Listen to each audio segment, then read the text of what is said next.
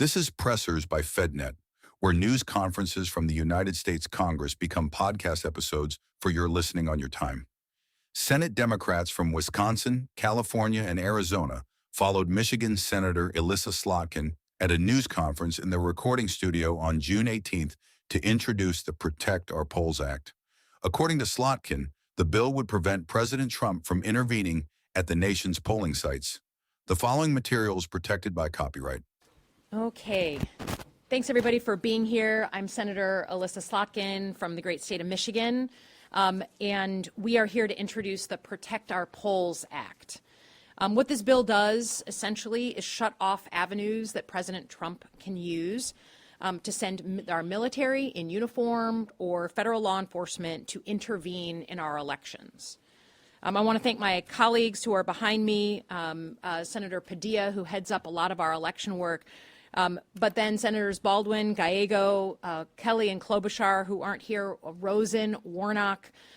We made the decision to include as original co-sponsors those of us from swing states, from states that have been targeted for our voter rolls, for states that are right now being sued by the Trump administration for our voter rolls, and where President Trump has shown a bit of an oppressive or obsessive focus on our elections in particular. It's an important signal that we're doing this together. For some of us, we've already seen this movie, and I think we were debating, I think all of us were here on January 6, 2021. So just to review the bidding and why this bill has come together now, in May of 2020, so months and months before the 2020 elections, Trump was already talking about his lack of confidence and fraud in the upcoming 2020 elections. He said for the first time in May of 2020 that if he didn't win in 2020, then the elections were rigged. And members of Congress, members of the House and the Senate, wrote strongly worded letters. We said things on TV. But to be honest, I think we had a failure of imagination to really understand what this president would do in reality. Obviously, he lost in 2020. And the next thing we all knew, we were here on January 6th, many of us on the floor of the House, on the floor of the Senate, and in the case of myself, barricading myself in my office because of the attack on the Capitol. So I think, fool me once, shame on you, fool me twice, shame on me. And what we have done today is an attempt to try and curtail the president's ability to send uniformed military or federal law enforcement to our polls. In the last 6 months alone, the president has said that the 2020 elections were rigged over 100 times, including just this week. In the State of the Union, where we were all sitting on the House floor, he said again, if my side doesn't win in November of 26, then the elections were rigged. Back in 2020, I will take note, he drafted an executive order that called on the National Guard to seize ballots and voting machines in purple states, including the state of Michigan.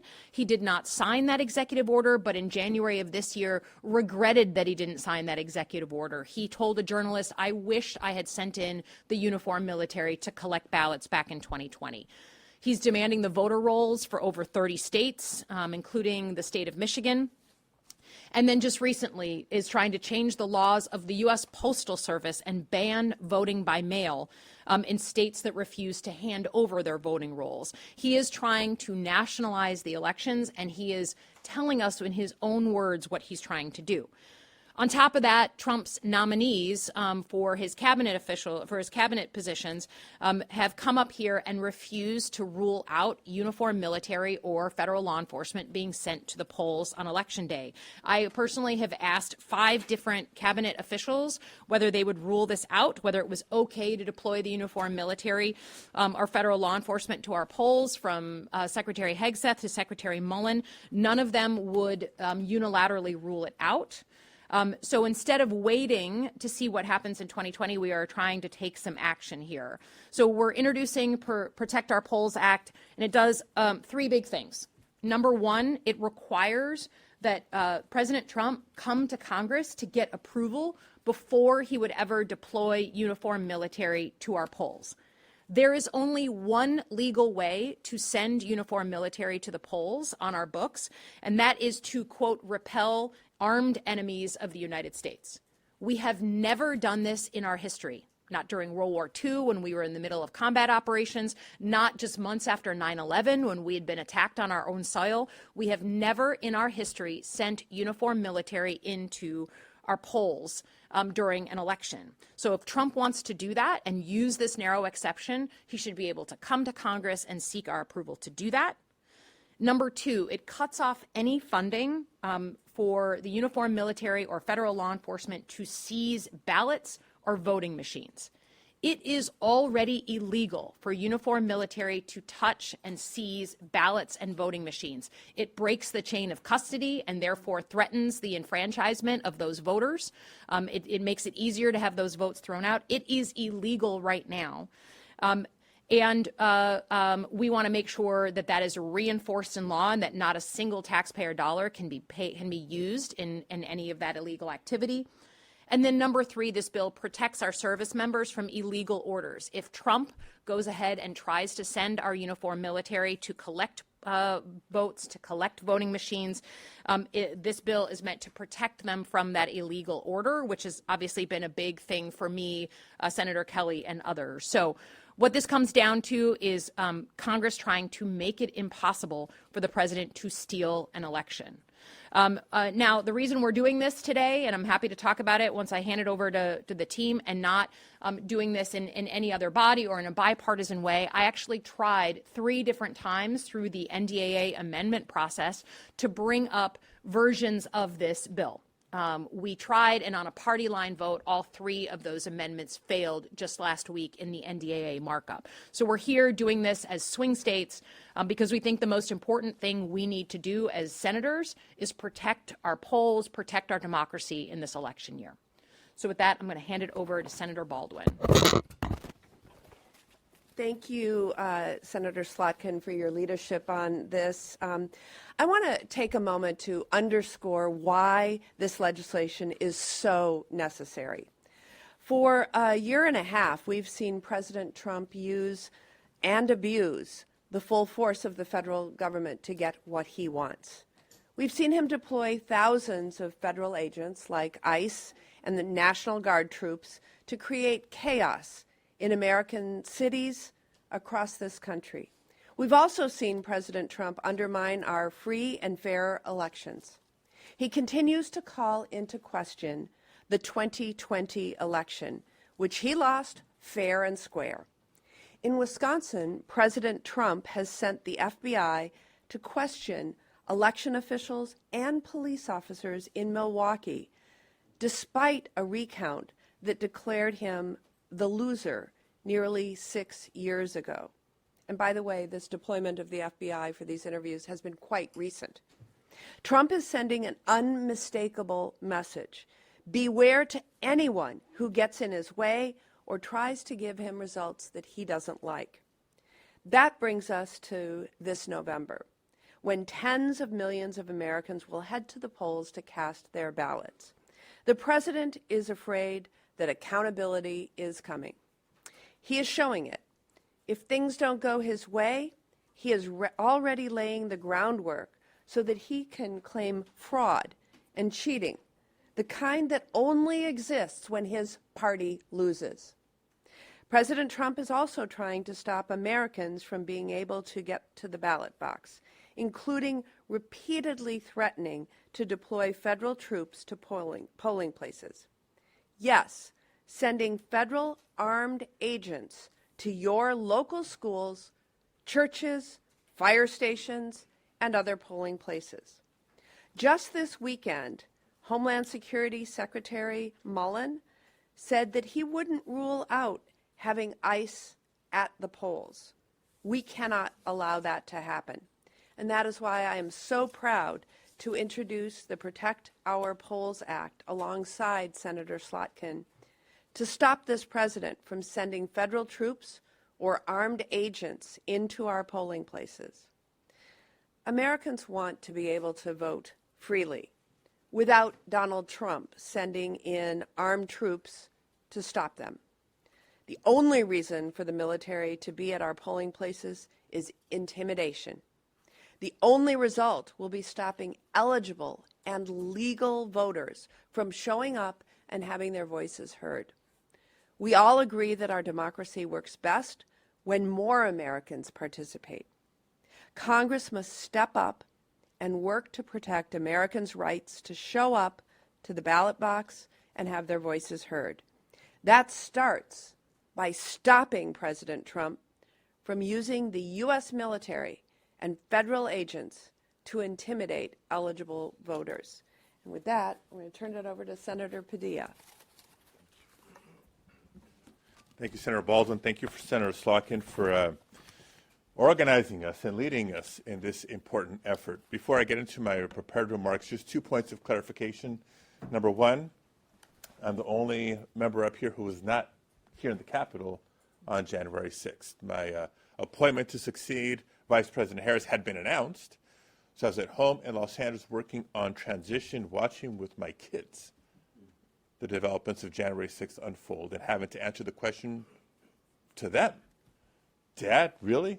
That's where we're going? Yes. We choose to come, we choose to serve because we care about our democracy and we will defend it. The other point of clarification is breaking news. California is not a swing state. But that hasn't kept President Trump from attacking California at every turn, including but not limited to the integrity of our elections, which brings me to the point of today. So let's be clear right from the start. The right to vote includes the right for citizens to be able to cast their ballot free from harassment, free from threats, and free from intimidation. There is no place at our polling sites for federal troops or federal law enforcement, including ICE. Their deployment to intimidate eligible voters is already against the law. And it's been the law of the land for a long time now, dating back to the Civil War. The law could not be clearer.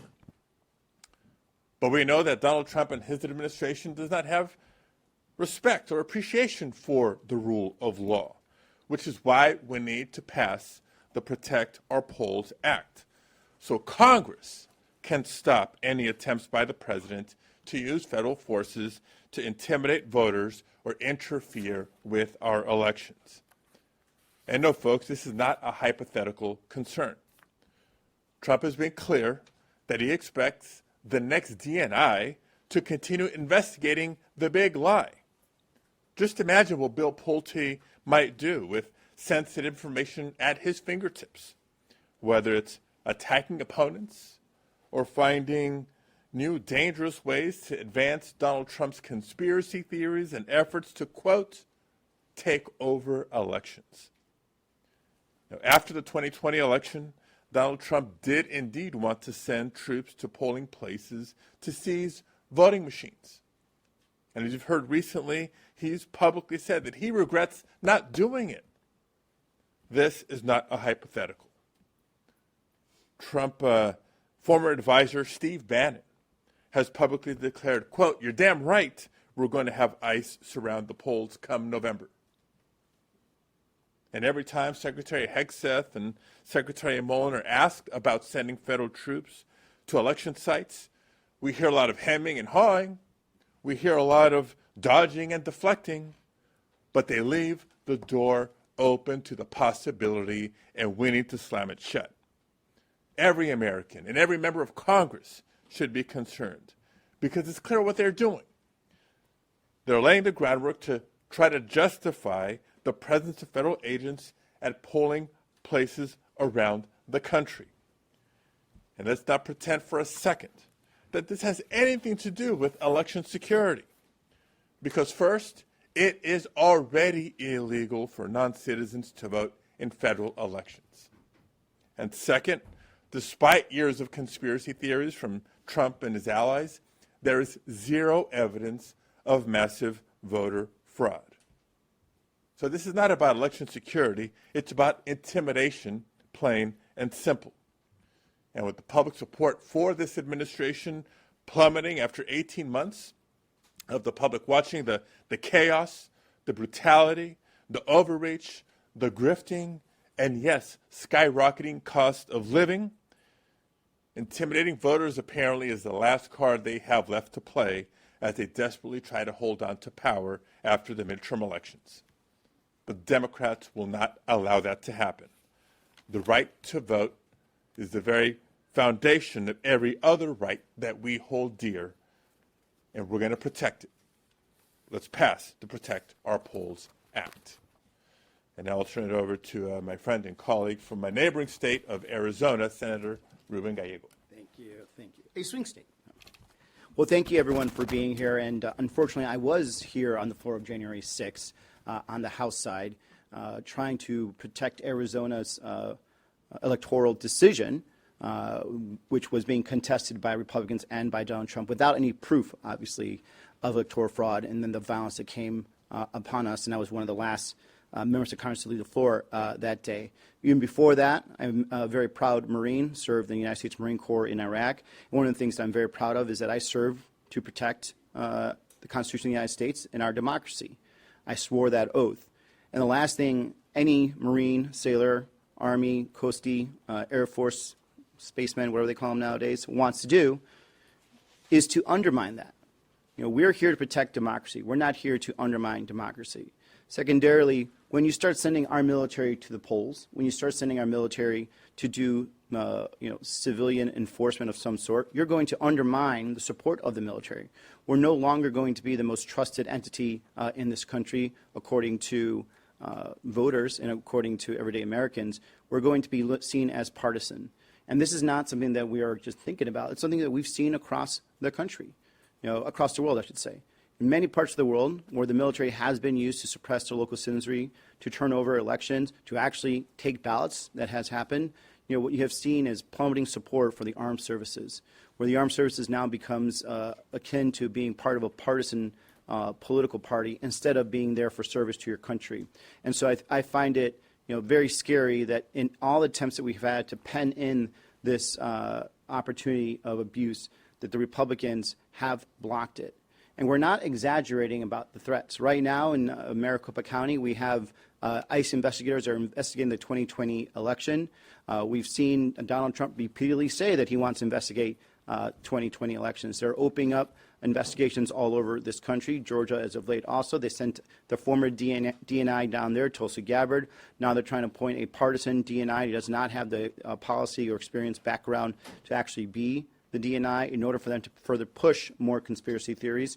And so on and on and on, every day Donald Trump is proving that he has a plan. And given the opportunity, he will try to use whatever levers of government, whether it's the military or other police forces, in order for him to stay power and to not be held accountable by the voters. So this bill is important. It's important for our democracy, and it's also important for the safety of our military members, and I'm very proud to support it. Thank you. Happy to take some questions if there's any questions. Yes, ma'am. Thank you so much. Senator Padilla just stated that it's already illegal for aliens to vote in American elections, but in the state of California, you don't even need a photo ID to vote. You can vote with a gym membership. If there are no illegals voting in American elections, like Democrats repeatedly claim, then why would military or law enforcement be problematic at polling locations? I don't know if you want to address the California. Well, let me just address the military side of this, because it's illegal already. So we have a law that says the cannot have military seize,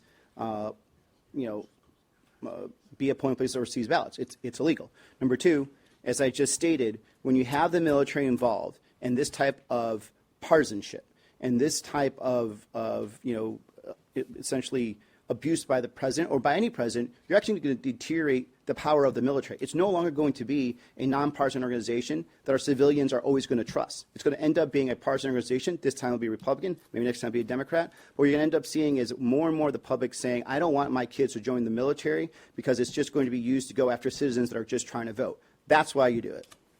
And can I just say, as we have been reviewing the so-called Save America Act, we've been privy to a lot of very in-depth reviews of voting in states like Utah, where they did a thorough review, in Louisiana, looking at the registration lists and finding next to zero instances of people who were not U.S. citizens trying to participate or successfully participating in elections.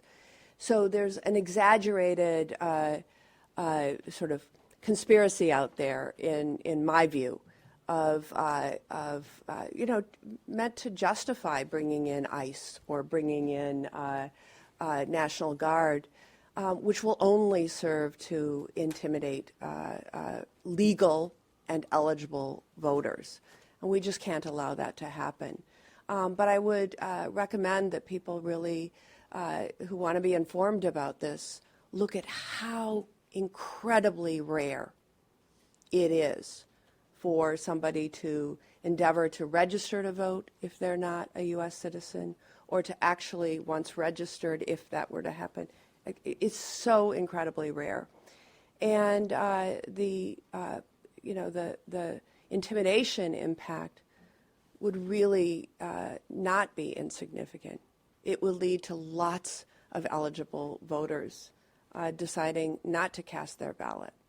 So I just think it's really important that you look very closely at the data that is out there. Yes, sir. You mentioned the NDA process Yeah. already. And failed efforts there. Obviously, you're going to need 60 on the floor at some point. Is there another opportunity as this gets closer to the floor to keep pushing for this? There certainly, as you know, with the NDAA process, you try in committee. There's floor amendments. So I think there's plenty of opportunity, both now and probably before final passage, likely in December, to reattack. We're trying to obviously do it before the November elections. And again, tried to do it in a bipartisan way through what is typically a very bipartisan process, which is the NDAA markup of the Senate Armed Services Committee. But all three amendments went down with a partisan vote, so we felt the need to do it now. Certainly, there are more and more members of the Republican side of the aisle, particularly those who have lost their elections, who are being more willing to push back on Donald Trump. And so I think that there's room for growth on the co-sponsorship list. Yes, sir. Thank you so much for doing this. You bet. I'm curious. I know that this bill is to, address the November elections and protect the polls. But I'm curious how the president's constant urgings of Republicans to pass the Save America Act has kind of affected the legislative process. How has it made it harder for you all to work with your Republican colleagues on issues where there may be some bipartisan consensus in the public? Because it seems as though every piece of legislation that could move forward, the president is asking to attach a piece of, legislation that you all oppose and say would be bad for your constituents. I'm wondering if you can speak to that. Yeah, I mean, I think the president, you don't have to be a rocket scientist to see that the president is obsessed with the fact that he lost the 2020 election. And he's telling us every opportunity he has that he is trying to change the outcome of the 2026 elections. Like, you don't have to guess, right? And I give credit to my Republican colleagues who have been resisting what they understand to be a very bad bill, particularly bad for married women in this country, would disenfranchise huge numbers, millions and millions of married women.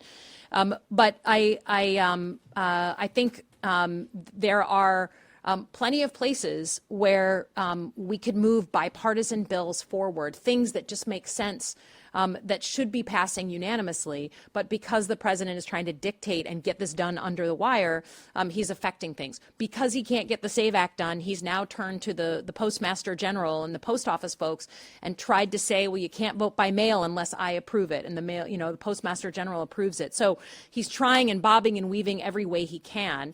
And certainly there's probably 30 pieces of legislation we can come up with today that would be bipartisan, ready to go. But the president is trying to dictate what he wants to swing the outcome of the elections. You bet. Joey. Thank you, Senator. You previously caught the attention of the president for urging troops to resist illegal orders. I'm wondering if this doesn't pass and the president does direct troops to go to polling sites. Do you have a message to the troops of what they should do? I mean, I think, look, I stand by the video that myself and Senator Mark Kelly and others made in November. We were quite literally quoting the Uniform Code of Military Justice. Right now, it is illegal for uniformed military to seize ballots or voting machines. It's illegal. And actually, it's one of the few places in law where individual soldiers can be held personally liable with up to 5 years in prison. So it's already enormous risk if the president sends troops in against the law. Those individual troops that are taking those ballots and machines can be prosecuted individually. Very rare in our. So my message to the troops is go with your training. Your training from the very beginning when you start service is that if you are asked to do something illegal, you have a responsibility to push back, to go speak to your local JAG officer and get guidance when you need it. And that goes for whether you're prosecuting things down in South America, in the Middle East, or whether you're in uniform and being sent into the United States, claiming to be involved in protecting our polls. Ask those tough questions. That's what the training calls you to do. So I stand by that message, and I think there is nothing more important, I think, in my job in protecting our democracy. And we're putting this out there and being so clear about it now so that there's no question that if the president tries to do this and tries to send ICE or the uniformed military into our polls, that the American public is immunized against that idea. And if the president feels like there's such a threat, right, that he needs to send in the uniformed military for the first time in our history, come to Congress and show your work. Show your math. Explain to us what's such a threat that we didn't need to send in uniformed military after 9/11. Or during World War II, in the middle of world wars, we managed to help hold our democracy. We have every ability to do that now. And our uniformed military do not want to be sent into their own states, their own communities, to do something illegal, and they shouldn't. Any last question? Okay, thanks, everybody. Appreciate it. Thanks for listening. Unauthorized reproduction, distribution, or use of this episode without expressed written permission from FedNet is prohibited.